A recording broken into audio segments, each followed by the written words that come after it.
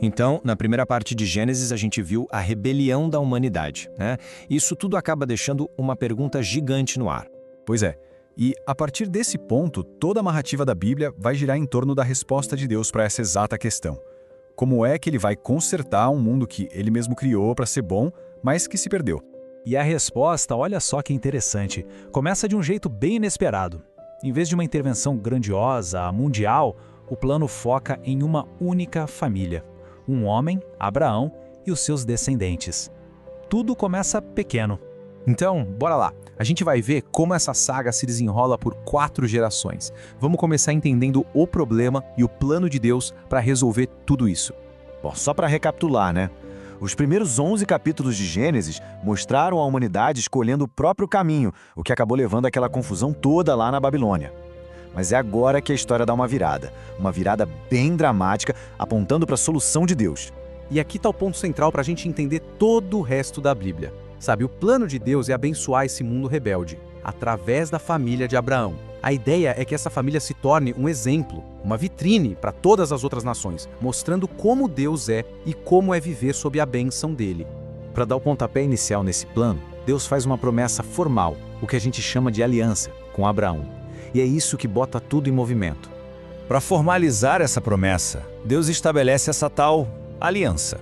Pensa nisso como um tipo de contrato divino, sabe? Um compromisso que parte de Deus, convidando Abraão a confiar num futuro que ele ainda não conseguia enxergar. E essa promessa tem 3 partes fundamentais. Primeiro, Deus promete uma terra e descendentes que formariam uma grande nação. Segundo, um grande nome, que significa ter um legado, um status importante. E o mais importante de tudo, a terceira parte, é através dessa família que a bênção de Deus chegaria de novo a todo o mundo.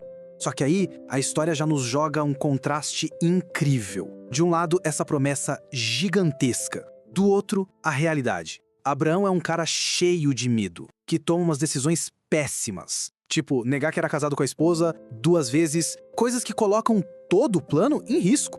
Apesar disso tudo, Deus continua fiel. Ele resgata Abraão dos próprios erros, vez após vez. E isso estabelece um tema que vai se repetir em Gênesis o tempo todo. A falha humana de um lado e a fidelidade divina do outro. O ponto crucial aqui é que a promessa não depende das pessoas, mas sim de Deus. Isso diz muito sobre o caráter desse Deus da narrativa, né? A lealdade dele à promessa é muito maior que a falha dos parceiros humanos dele. Ok, vamos avançar uma geração. A gente vai ver como essa dinâmica continua com o neto de Abraão, Jacó. E se a vida de Abraão teve seus problemas, a de Jacó é ainda mais caótica. A vida de Jacó é tipo uma aula de trapaça. O próprio nome dele já quer dizer enganador. Ele engana o irmão, rouba a herança, mas o interessante é que a vida dá o troco. Ele também é enganado pelo tio por anos a fio. É só depois de ser humilhado e, numa cena bem bizarra, lutar fisicamente com Deus, que ele finalmente é transformado. E olha o que acontece. Deus muda o nome de Jacó para Israel, que significa aquele que luta com Deus. Isso mostra o mesmo padrão de novo. Apesar de todas as falhas do Jacó, Deus honra a determinação dele. Ele reafirma a promessa da família e ainda dá a ele uma nova identidade. Israel, aquele que luta com Deus. Mas a confusão na família não para por aí. Pelo contrário, ela chega no seu ponto máximo com os 12 filhos de Jacó. E a história foca em um deles, o favorito, José. Pensa só, essa é a família escolhida para abençoar o mundo. Mas o que eles fazem? Eles se destroem por dentro. O ciúme e a violência são tão grandes que eles sequestram o próprio irmão, planejam matá-lo e acabam vendendo José como escravo no Egito. Nesse ponto parece que a promessa já era, né? Que tudo se perdeu.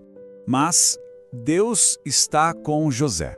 Mesmo numa prisão egípcia, no fundo do poço, o plano de Deus continua em andamento. E de um jeito que ninguém poderia imaginar, José vai de prisioneiro a segundo homem mais poderoso de todo o Egito. E ao próprio José, que resume o tema do livro todo de forma brilhante. Quando ele reencontra os irmãos e os salva da fome, ele diz: "Vocês planejaram o mal contra mim, mas Deus transformou esse mal em bem para salvar muitas vidas." Quer dizer, Deus usou a maldade deles como um instrumento para a salvação. A história de José é basicamente um resumo de Gênesis até aqui. Os seres humanos fazem o mal de forma consistente, mas a fidelidade de Deus é ainda maior.